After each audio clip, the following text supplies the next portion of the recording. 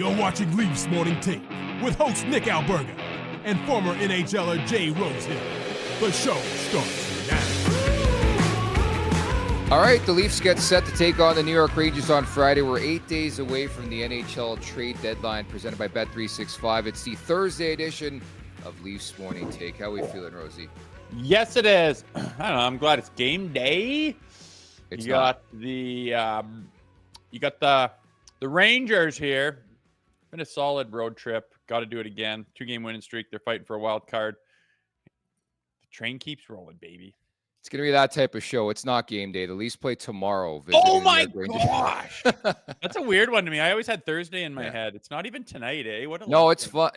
As I told you before starting the pod, I'm having one of those days. You know, we just have one of those days where it's just like you're up against it. That's the type of day I'm having today. So it's understandable, man. It happens. Apparently, I'm having one, too, thinking she's game, or I don't know what day it is sometimes, man. You know how she goes. It's all good. Open an account with Bet365 today and bet on a huge range of markets, whatever the moment. It's never ordinary at Bet365. Use code NATION, all in uppercase today. That's NATION, N-A-T-I-O-N. Our Super Chat charity partner this season is Sick Kids. Want to make sure that your question or comment gets on the show. Hit us up with a Super Chat. Proceeds from our Super Chat will go to Sick Kids, ranked the #1 research-intensive children's hospital in Canada and 3rd in the world. But yeah, rare off day for the Leafs. A lot of maintenance. We'll get to the practice notes. We got Brian Burke coming up on today's podcast today, but very dominant NHL trade deadline. Another conversation coming our way with Berkey. It's always good to get somebody who's been in the saddle, even in Toronto too. Oh, I know. I wish they'd make it 24/7 on general managers. They couldn't do it because the stuff that's said, you just, the names that get thrown around privately, that if something doesn't happen, you cannot let that player know that crossed your mind. But the phone calls and the back and forth and the whispers in the stands at this and that city is pretty cool. I imagine those guys are really ramping it up right now, and it'll be fun to pick Berkey's brain on some of his experience with the trade deadline and what she was like and what his strategy is like, and see what these guys are going through. It's an interesting slate the next couple days for this Maple Leafs team, visiting the Rangers Friday. Then they don't play till Sunday afternoon, a 1 Eastern start time in Pittsburgh to wrap up the 4-game road trip. Then they come home, they play San Jose Monday, and then right back out on the road to Vegas, I think, next Wednesday. That's the weirdest schedule ever. I'm thrown for a loop. I've kind of just used to them playing today and then Saturday, but no Saturday game Friday. Wonky schedule. But I was thinking about that the other day too.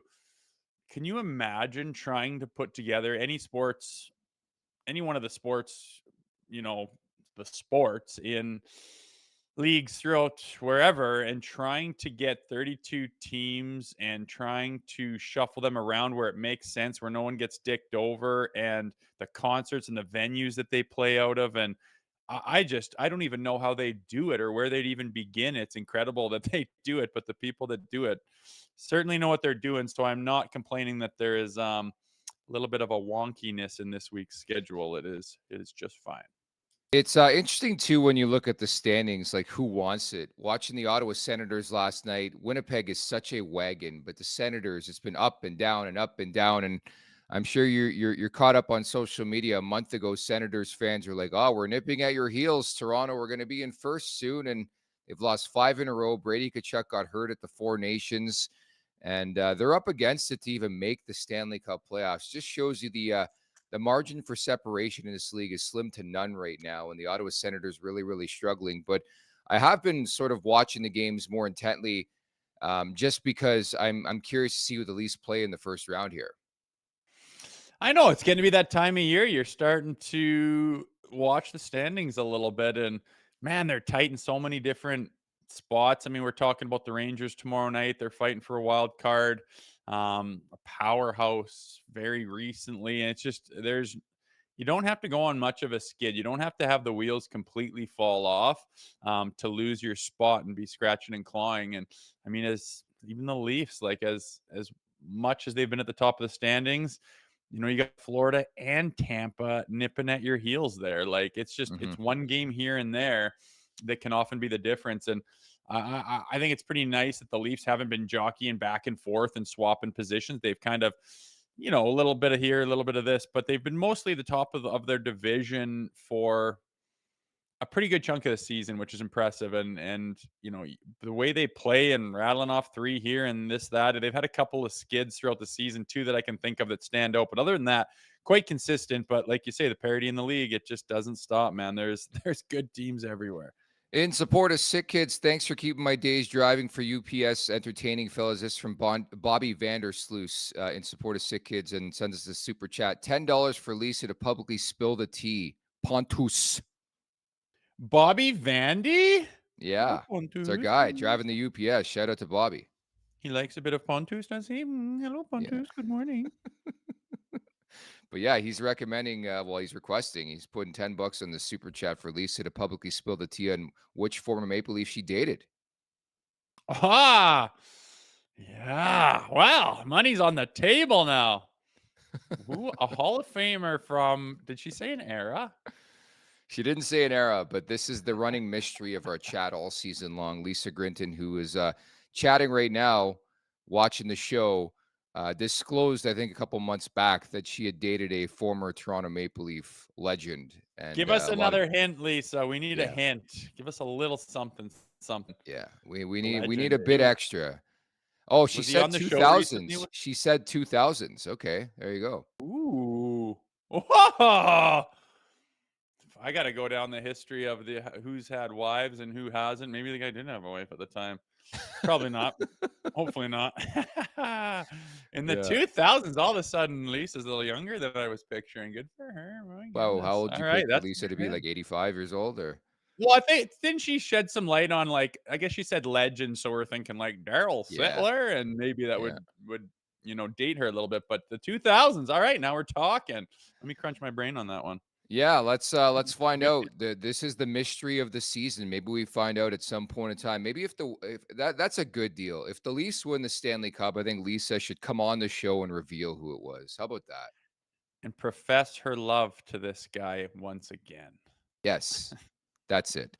Presented by Fountain Tire. Join us for Flight Night, Saturday, March 8th at Greta Bar YYZ as we host a watch party for the Toronto-Colorado game. As part of Flight Night, one lucky winner and a guest to their choice will win a spot in the first ever TLN Nation vacation to Nashville, happening March 20th to 23rd. To be eligible, all you need to do is purchase a $10 ticket for this event and be present at nationgear.ca. That's nationgear.ca. You will automatically be entered into the raffle draw. On top of that, you can buy additional raffle tickets for the draw for $20 a pop in support of One Broken Biker. We still have a few spots to fill on this trip. We're offering 2 packages, one with flights, $24.50 plus tax, one without, $12.99 plus tax. Hotel rooms are double occupancy. For more information on how to book, head on over to nationgear.ca. Again, that's nationgear.ca, or check out the link in our show bio. Life's too short for ordinary vacations.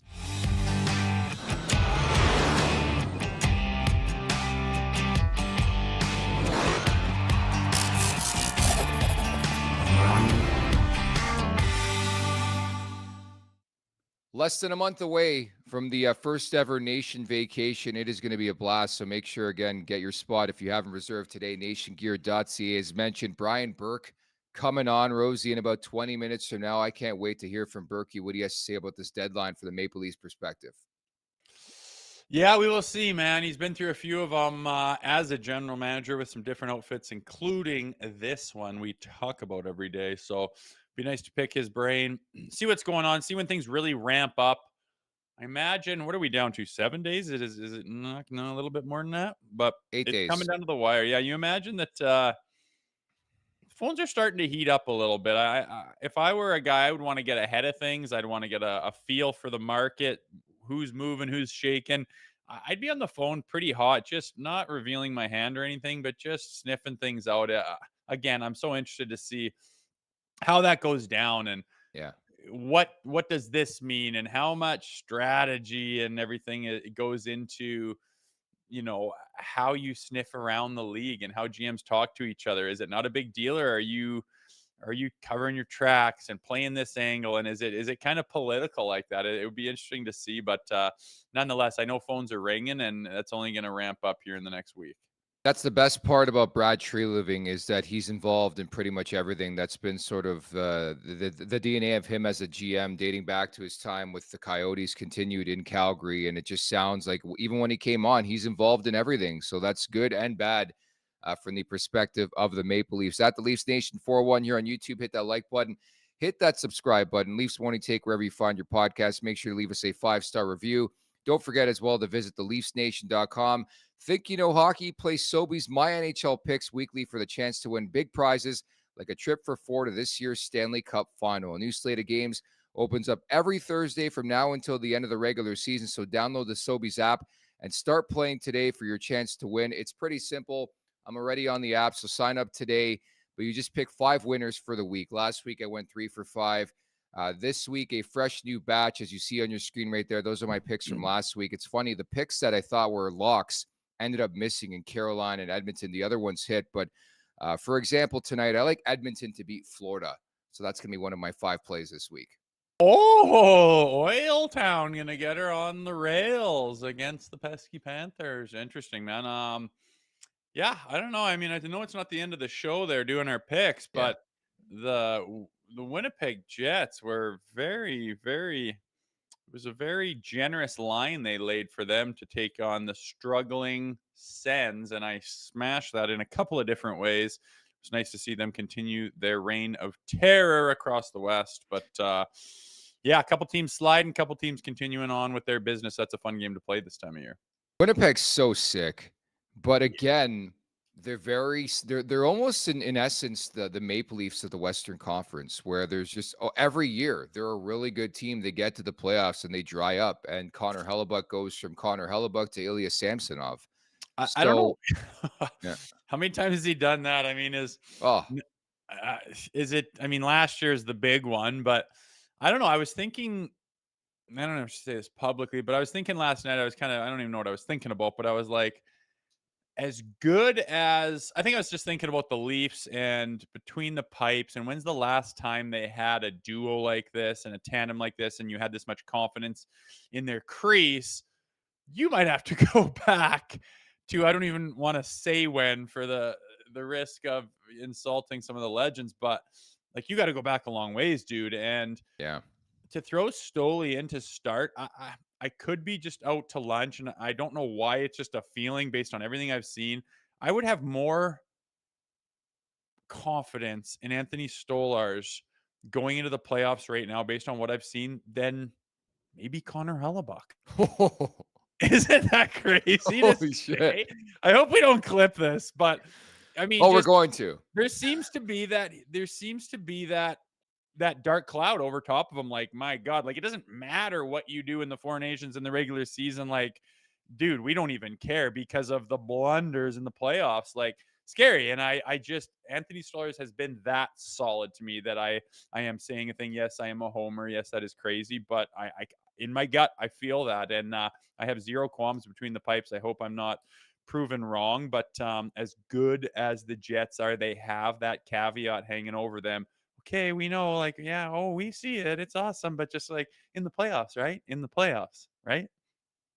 I got a flashback to being at the Stanley Cup Final last year in Edmonton. Stolarz came in after Bobrovsky was lit up, and Stolarz got lit up. But to compare him to Hellebuck is a bit rich. That's the best goaltender on the planet. You just compared Anthony Stolarz to, but I don't think it's that far-fetched. Stoli's playing as good a hockey as a goalie. He's been great. Play, man. The guy. Oh, he's been awesome. And it's like, even in the games where he surrendered 3 or 4 goals, like it could have easily been a game where he surrendered 6 or 7. The Carolina game comes to mind, the one the other night. He just, the timeliness of the saves is what gets me, right? Because I think it's one thing to get steady net minding. It's one thing to get timely net minding. And the Leafs have had a lot of that this season, whether it's Stolarz or Wolf for that matter. And to get steady net minding, like the games where he lets in 3, I mean, it could have been a 6-goal game easily, which it would be in the past. But even in the games where he's not, his save percentages and out of this world, he's still making, those huge saves where just most guys don't make them. Again, you can count 2, 3, 4 off the top of your head every game where it's like, remember that one. He is everywhere. So yeah, I'm not trying to shoot the moon here, even though I did.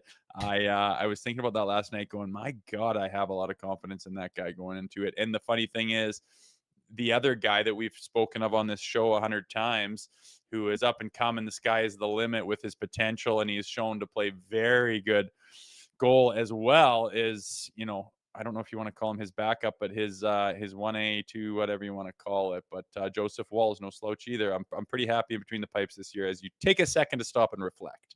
Feeling so good. We are reflecting. I think it's fair to say the sample size is large enough where the Stolar signing top 3 in the NHL last summer, if not the top signing for value.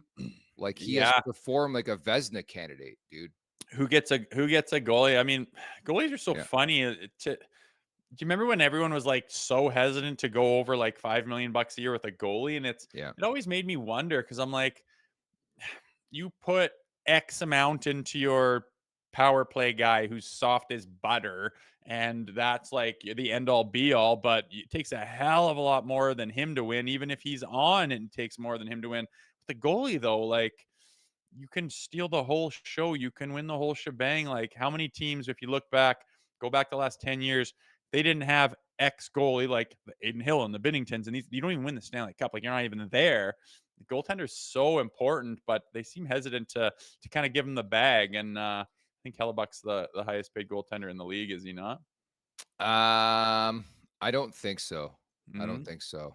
Shesterkin, I don't know. I think very valuable would be now. And you don't win would be without a now goal. 11.5. Yeah. Yeah, it's a lot of dough, but I don't know. You don't win without one.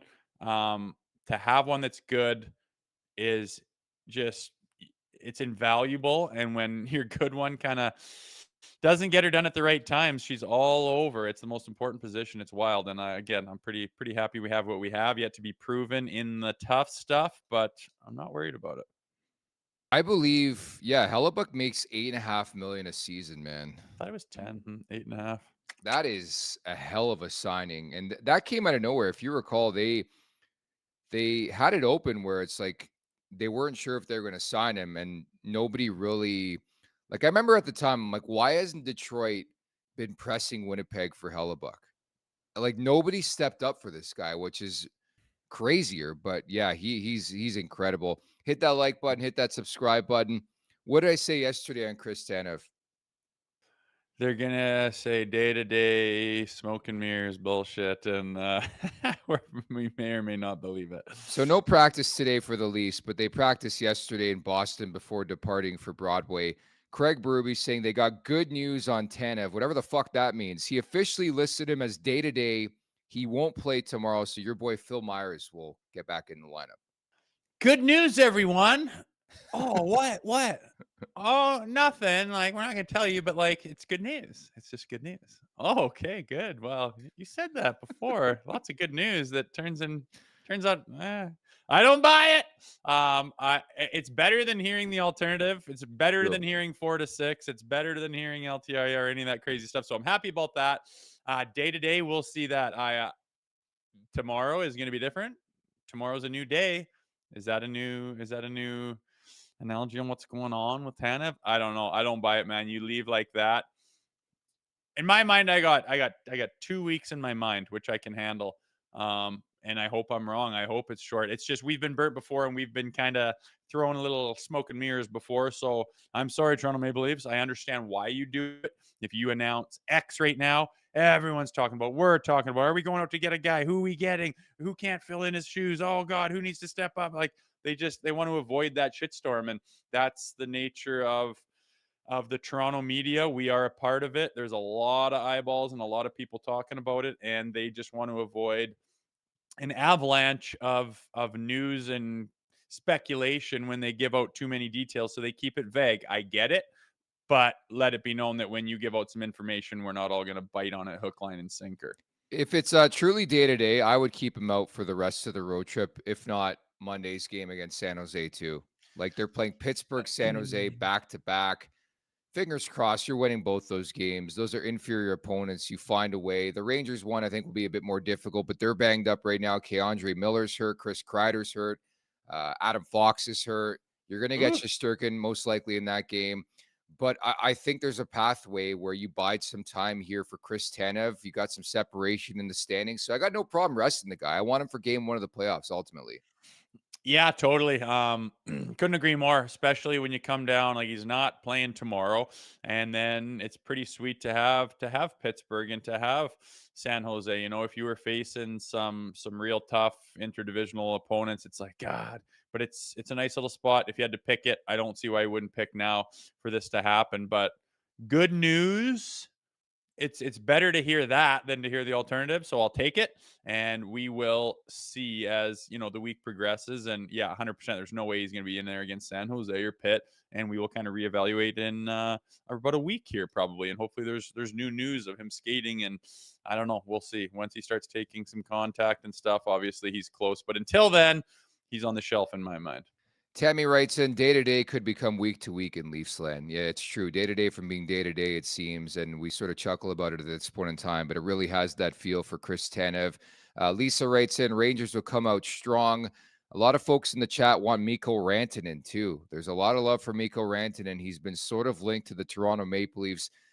What poor asset management by the Carolina Hurricanes if they can't get a deal signed and they got to deal this guy again. The deal that came out of nowhere, and then you're not going to keep the guy. Imagine that.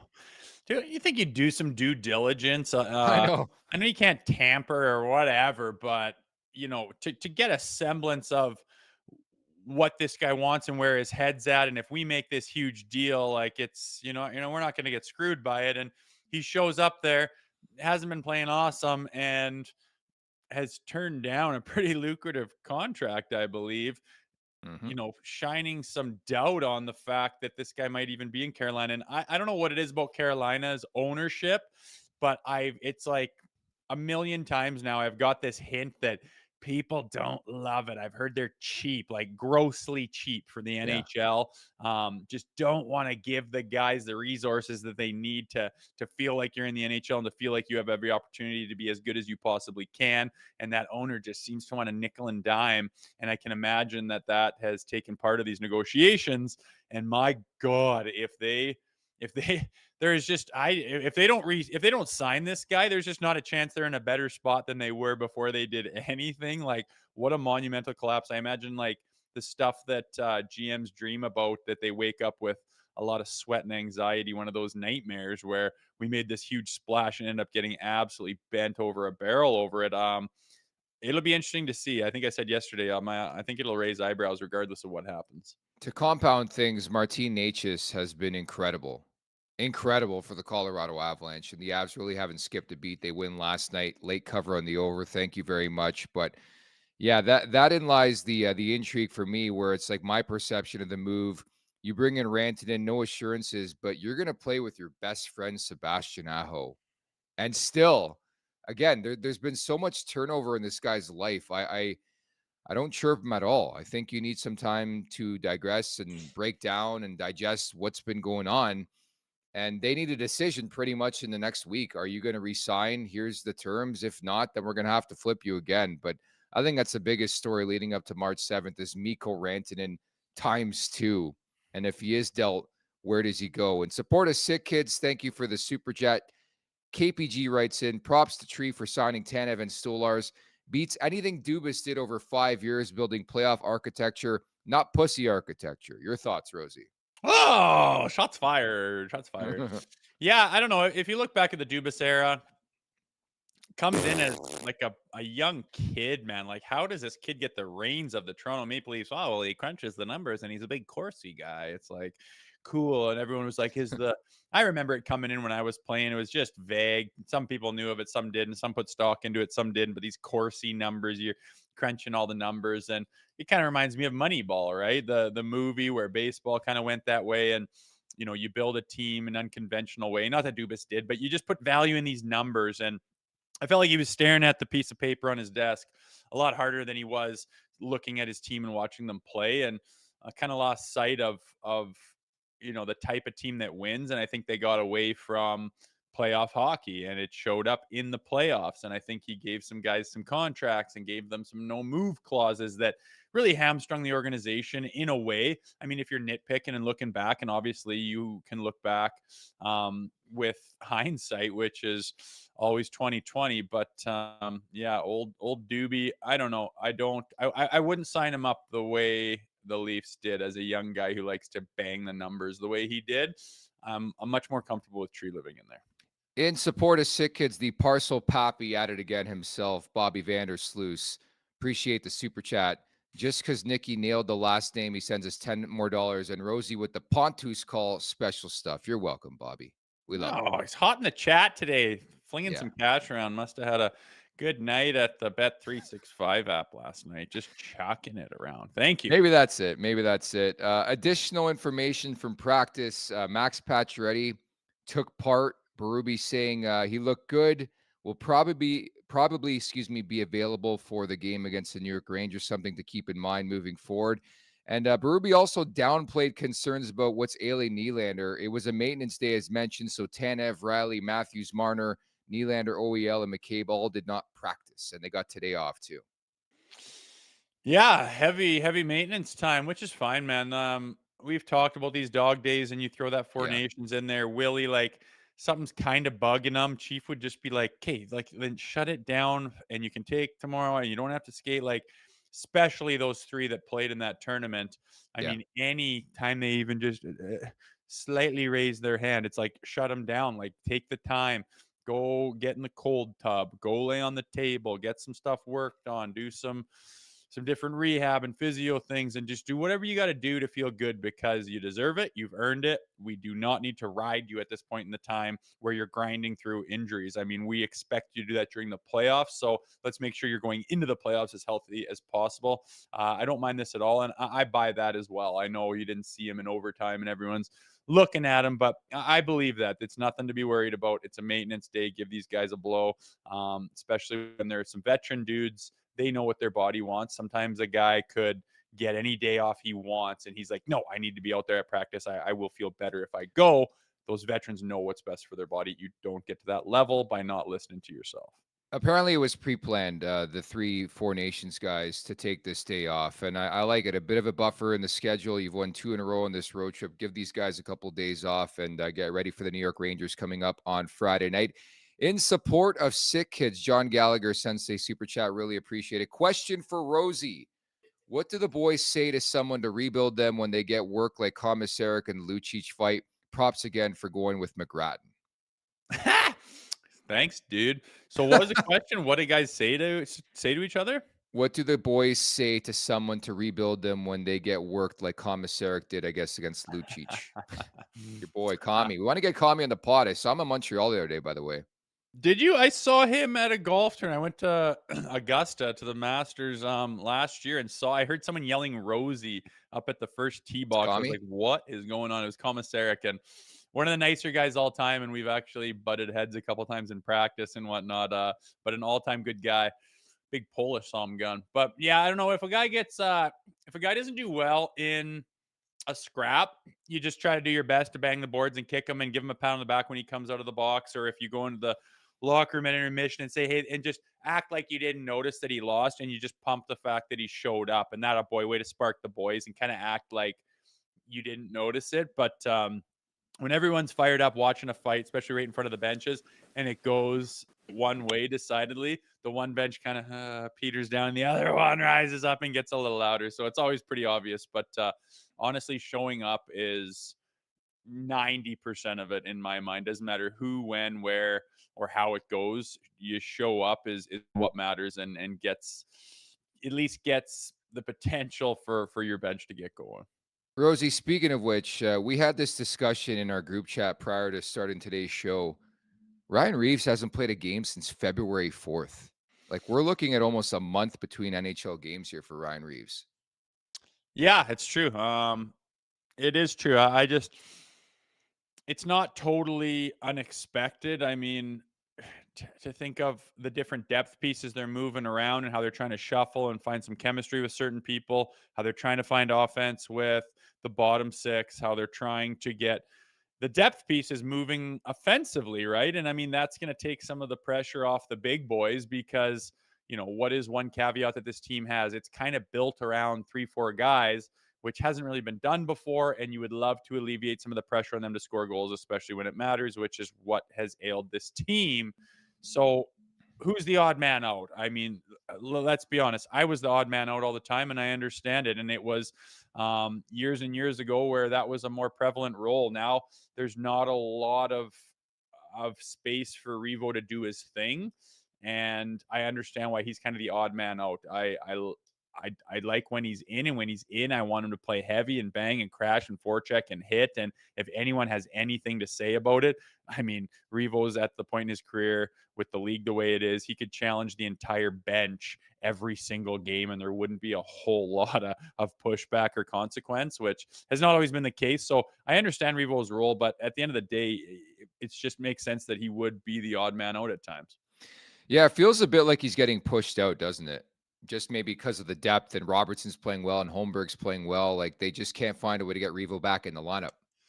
Yeah, it's just circumstance. Like you mentioned, that line's buzzing and you're trying to get Domi going, and he's found that chemistry with that third line that happens. You bring up Steves and immediately makes an impact offensively. It's just it's the nature of the beast, right? And oftentimes in that role, you are the odd man out. I understand it, but I don't think we have seen the last of him by any stretch. Agreed. The following interview is brought to you by Charm Diamond Centers. Get custom ring building delivered in less than 4 weeks with the Charm Masterpiece Program, an unbeatable pricing policy. Charm Diamond Centers is proudly Canadian-owned and operated since 1972 with more than 85 locations across the country through Charm and their sister brands. For more information, go to charmdiamondcenters.com as we welcome in Brian Burke. What's going on, Berkey? Hey, guys. How are you? We're fantastic. Just mulling over the trade deadline, about 8 days away. Why don't we start with that conversation and Ryan Reaves? What do you think happens over the next week with him? Well, I think you either have that element in your lineup or you don't. And I think using dressing a heavyweight only when another heavyweight is dressed is what teams have done. Kind of what Rosie said. I used to have one dressed every night because I thought it was important for my team. I think your team is bigger and stronger and better and braver, all those things when you dress a heavyweight. But they become an anachronism on some teams, and some teams don't dress them, and so you're wasting a body in their minds. I don't think so, but I think Revo's a good guy. He's a quality person. He gets this. Being out for a month is probably hard, but he gets this. He'll get back in there at some point. Mm-hmm. Berkey, thanks for sitting down with us. Appreciate it. I would be remiss if I didn't ask you, as a proud American, a guy that's been around the block and worn a lot of different hats and is a pretty perceptive person. Did you see the Four Nations? Not to go back to it, but I have to ask you: did you foresee that tournament becoming what it became? No, I think anyone who says they foresaw this is lying. It's easy to take credit for it now and say, I always knew it would be a great success. I thought it would be popular, but I never estimated the impact this tournament would have. And the NHL did a great job staging it, putting it on, conceiving of it, and then putting it together. So it was amazing. I thought it was great hockey, great drama, great ratings. You can't beat it.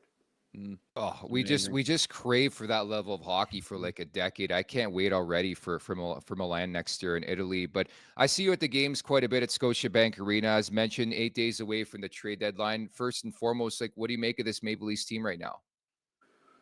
Well, I like their team. I mean, they made it more interesting than they needed to on Tuesday, but I like their team. I think they've got a good team. They're top heavy. They can score. I think they're probably, depending on how bad Chris Tanev's injury is, they're probably one defenseman away from what they'd like as a lineup. I like the goaltending when they're healthy. I'd be concerned a little bit about the fact that both goaltenders have been hurt. But if they're healthy, they don't have many holes in that lineup. They got a lot of firepower. The coach is excellent. They got goaltending. They got a lot of problem is, I watched Winnipeg play last night. And then you say, who's going to beat Winnipeg? The answer is right now, nobody. They're looking pretty good, aren't they? Well, as we approach the trade deadline, you've been a general manager before. I'm always curious, when does that phone start heating up? Is it already started? Is there different people playing coy and with this strategy and that strategy? What's it like for a general manager? You know, we're a week out from the trade deadline. Well, first off, it's going to change dramatically between now and the next 8 days. Because it's someone's going to get hurt. Someone gets hurt every night. And someone who thinks they're in a real good position, their goaltending is solid, is going to go out and get a goaltender if someone gets hurt. So it's going to change rapidly. Some teams have already started shopping. I always try to do my stuff early. I felt that I used the old Kmart out. You guys are, I'm showing my age here, but you probably don't even remember Kmart. But Kmart used to have a blue light special. And blue light would go on and they'd have a special on that item. So special on raincoats. And everyone would go to this blue light, would be flashing, and everyone would jam their carts in and try and empty out the aisle. So that's what it liked for me, trade deadline. I always try to get my work done early because I think you get too crowded. It gets too confusing at the deadline. And the prices go up, not down. It's interesting too, like you add the wrinkle of the deadline, quote unquote, prior to the Four Nations, but even like the Mikko Rantanen conversation is a polarizing one. How have you viewed how Carolina's handled that? And do you think the Leafs would be a legitimate team potentially involved if they flip him again? Well, I don't know what kind of price tag they're going to get if he's not signed. I assume, like most people did, that before they made this deal, they'd had discussions about a new contract for Mikko Rantanen. If they paid that price tag and then he walks, like they did with Jake Gensel, that's going to be a horrible mistake in my mind. But I assumed, and everyone did, I think, around me, that they had had some discussions about parameters for a new deal. And that hasn't happened. And when you haven't had discussions, you've handed the hammer to the team that just acquired you. So if you're Rantanen and you come to Carolina and there's been no discussion, price tag just went up again, boys. So I think it's a dangerous game that they're playing, and if he walks, they won't get the same return. Scary thought. I do remember Kmart, Berkey, and if you're ever wagering with buddies and whatnot, I remember guys would say, "Oh, I'll blue light special you." It means you cut them a break on what they owe you. I never understood where that came from until I read your book and realized, well, that's from Kmart, the blue light special. So that helped me put two and two together. But speaking of blue light specials, I don't think a lot of them get passed out this time of year at the trade deadline. What do you think the Maple Leafs are looking for? There's a lot of talk about a right-handed defenseman and a lot of talk about a depth center. Well, I think those are things they would add if they could. I think everyone's looking for depth. Everyone's looking for a depth center. Even if you're in first place, even if you're Winnipeg, you still have a shopping list. It's a shorter list when you're in first place, and it's the price tags are different because you're just looking for depth if someone gets banged up.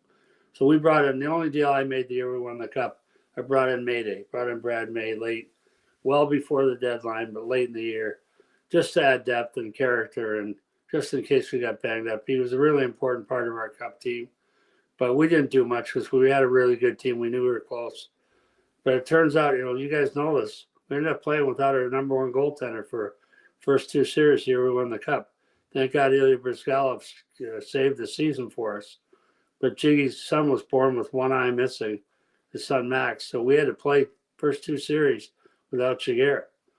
Thank God, like I say, Briz filled in. But so I think the answer is the list is different if you're in first place. It's shorter. It's price tags are less. You're not going to trade first round picks. But you got to remember, I always say this, teams at the deadline are in four categories for me. One is teams who are going for it. They're going to pay really high prices and try. And that's an admirable thing. When you get close, you owe it to your team to try to go for it. But then there's another group of three groups of teams. One group that's just trying to get into the playoffs. And they're going to pay a price just to try to get in, buy some insurance to get in. That's one group. And the second group is the group that's, okay, we've been eliminated 4 years in a row in the first round. Now we want to get enough firepower to win a round. That's a different price tag for those guys. Third group is you're not going to win. You're not going to pay the ultimate price, but you're going to pay a high price to try and win a second round or get to a third round. So there's different categories you're in. You've got to know where your team is on that spectrum. It's all about fit too. Like Rosie and I, and obviously Rosie has the attachment to the Shen brothers. They've been spoken about quite a bit in the market right now. Is there anybody out there right now, Berkey, in your opinion, that just makes too much sense for the Maple Leafs? I can't see both Shens going. I think that'd be a real high price tag. Both those guys are good players, and I think it'd be a real high price tag to get them both. That would be quite a coup if someone could get brothers. I've seen it done. It's kind of cool. I think you know a little something about that in Vancouver days. Yeah, but both those guys would add, but I think that would be very difficult to do. What hypothetically, if they were to get one of them, it's funny because obviously you're pretty familiar with Luke Shen and Braden. I think would be a great fit in Toronto. Hypothetically, for this team, who do you think would benefit if they could only get one of those guys? Well, I think they'd benefit from either one. That's a crappy answer. I know you're asking to pick one or the other, but it's I think they both help. Yeah, One very different players, obviously, but they both provide grit. They're both quality people that would add to the room right away. So I think they'd both add. Either one of them would add. I think they're both going to go too. Ooh, Berkey, this time of year, I think it's so fascinating. Part of the reason why I wanted to get you on is you've worn these hats in the league. A lot of these trades, like how far in advance are they made, or are they put together really, really quickly? Can you take us behind the scenes of how things are put together? Well, it depends on the GM. Some GMs are very impulsive and willing to do things quickly. Some GMs are very methodical and work at it. I'd say I was somewhere in between. I try to be methodical because I think you make the best decisions when you do it slowly. But I was telling the story the other day. We had when we did the Pronger deal, the trade with Edmonton for Chris Pronger. Scott Housen was the assistant GM of the Oilers that year. We were at the draft. He came and put an envelope on our table with a proposal on it. He gave them to 4 teams. It was us, I think Detroit. I'm not sure who the other 2 teams were. I should ask Kevin Lowe or Scott Housen which 4 teams they were.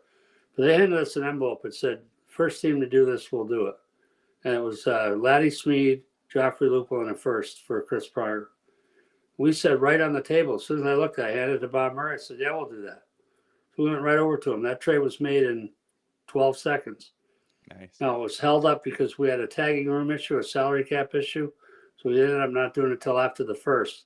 But we committed to the deal that day in seconds. The deal with the Sedins, when Rick Dudley traded me, I traded 2 picks for the Twins on the floor to get the first pick overall. That trade, Rick Dudley came to my desk at my office and said, okay, we'll do the deal, but it need to be 2 seconds.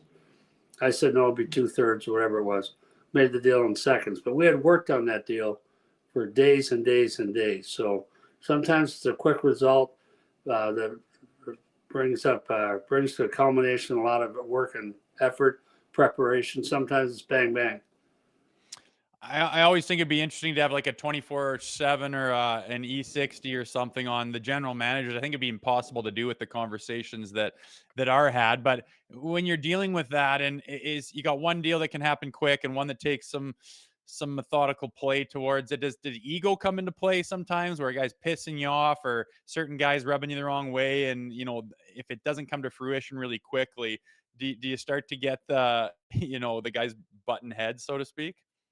Well, I used to write, in my mind, there's 30 teams. So I know it's 32. Anyone can say, hey, he doesn't even know how many teams there are. But out of the 30 teams, there's 3 groups of teams. There's 10 you cannot make a deal with. There's 10 teams, 10 GMs that you try, you cannot make deals with. So you end up not calling them as often. You're not going to waste time on guys like Darcy Reguera and I could never make a deal. We finally made one. Good guy, good friend. I really like Darcy, but he was speaking French and I was speaking Italian. So we couldn't even converse. So we talk about players. We were so far apart on values, the values for the players, so we couldn't make a deal. So you find out right away the guys that are wasting time, you still call them because you have to. Then there's 10 more guys that you think I can make a deal with, and you stay on them. But there's 10 guys there that like to make deals. Like Paul Holmgren was a joy to deal with because he'd come into you and say, same thing I would do. I would call up, it's okay, Rosie. Here's the 10 guys on my team I would move. Here's my positional needs. I need a left winger. I need a left shot D.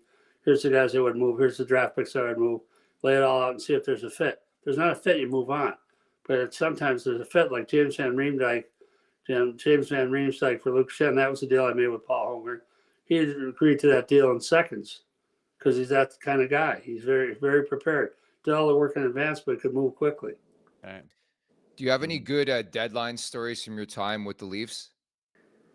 We were hopelessly out of the playoffs a lot of those years. Yeah.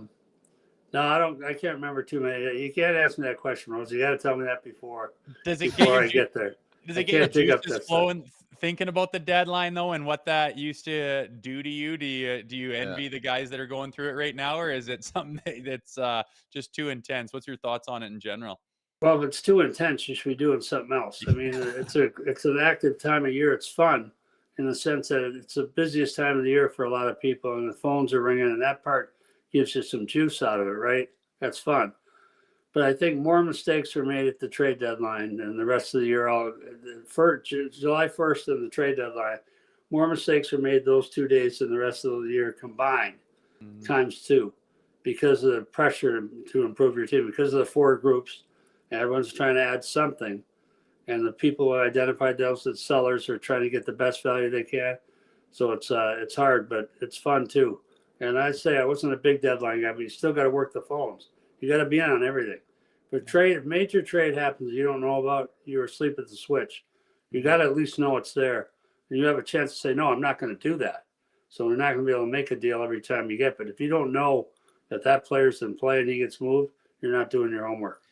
It's a great thing about Brad Treliving. He is connected to everything. Berkey, we love you. Thank you so much for your time today. Appreciate it. Thanks, guys. Thanks, Berkey. Anytime. Brian Burke, former president and GM of the Toronto Maple Leafs. And I was hoping he was going to throw a name out there that he almost acquired with the Leafs. That's why I asked that question, but clearly Do you have a specific name in mind, or you just... No, I was just more wondering, like, Yeah. I think not to put, I wasn't trying to put him on the spot. I was just trying to think of like, hey, is there a time where maybe I could have phrased it differently? Is there a time where you thought you had somebody and it fell through? But he's so right. Like he wasn't really in buyer's mode at the deadline from the Leafs perspective, right?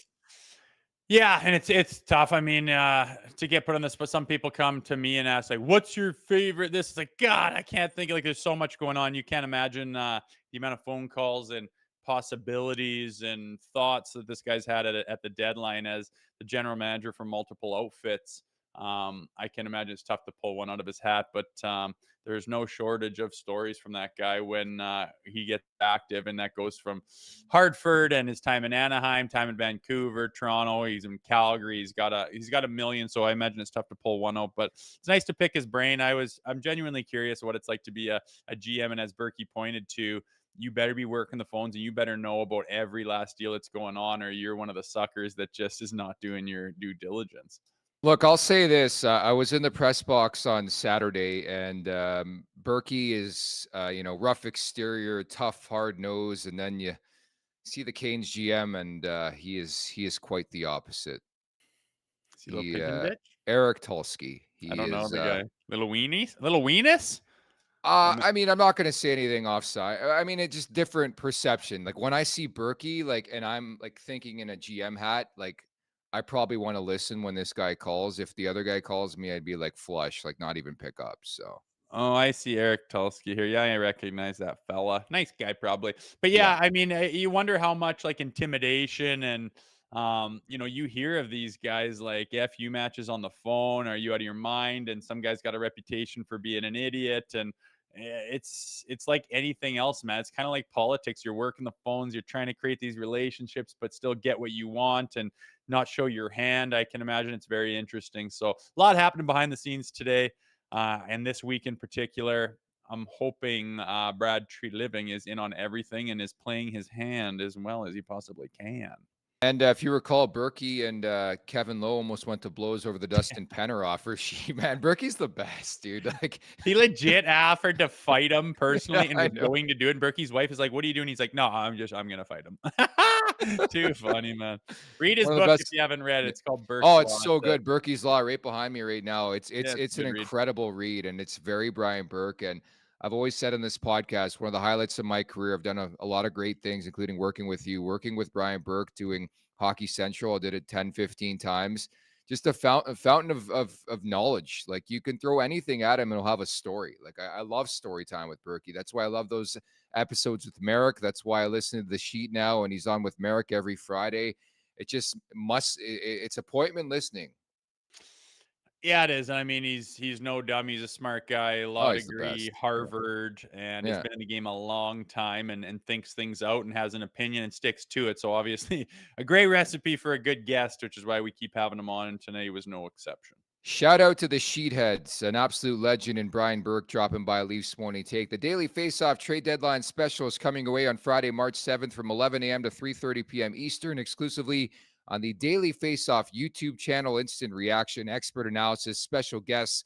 Whatever happens, the DFO crew will have you covered on deadline day. March 7th, 11 a.m. Eastern Time, Daily Faceoff YouTube channel. From that, it's time for the last call, brought to you by Bet365. Open an account with Bet365 today and bet on a huge range of markets, whatever the moment. It's never ordinary at Bet365. Use code NATION, all in uppercase today.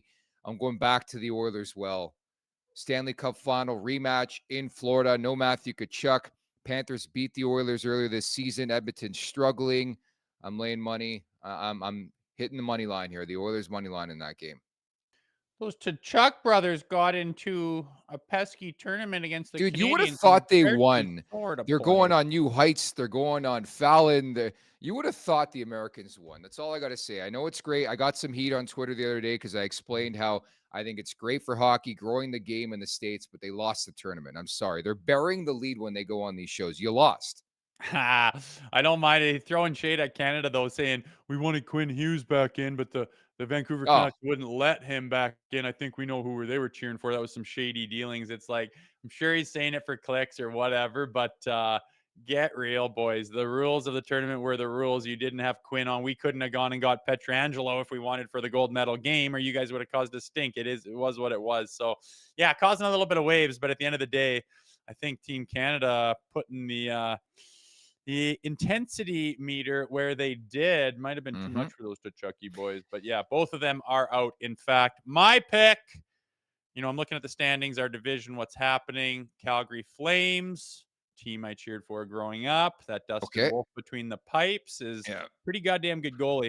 I'm going to take them on the money line. Huge value. I personally would like to see them get the best of your Tampa Bay Lightning foes. I'm still trying to figure out how you're an official Calgary Flames alumni. You never played for the team.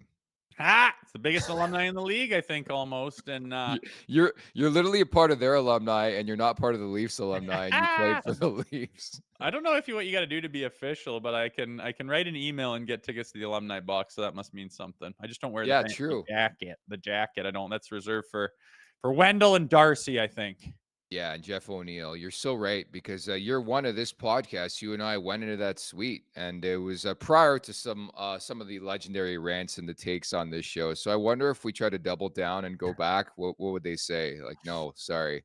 I know. I wonder if my rants will have anything to do with with my relationship to the alumni. We will see. Yes, Calgary Flames alumni, Jay Rosehill. We'll leave it at that. Coming up on Friday, we'll tee up the game visiting the New York Rangers and also the matinee affair in Pittsburgh on Sunday. Great job, Rosie. It's not today. The game is not today for any of you that were thinking the way I normally think. Yeah, if you missed the start of the show and Rosie's like, oh, it's a big game day. I'm like, they're not playing today, so I don't know which game you're watching. Take your spouse out to dinner tonight or go find a Tinder match like Nick does and do something different tonight. The game's tomorrow. Official no comment on that front. Great stuff from Rosie at the Leafs Nation 401. Hit that like button, hit that subscribe button. Leafs Morning Take wherever you find your podcast. Make sure to leave us a 5-star review. Don't forget as well to visit theleafsnation.com. Thank you to producer Vic. Thank you to the Sheetheads in the chat. Thank you everybody in the chat and normal. And also Brian Burke for dropping by. Take care, everybody. Make sure to check out more of our content right here on the Leafs Nation YouTube page. We got long form interviews, we got clips, we got epic rants by Jay Rosehill. We simply have it all. And don't forget, you can find out much more at theleafsnation.com. Thanks so much for watching.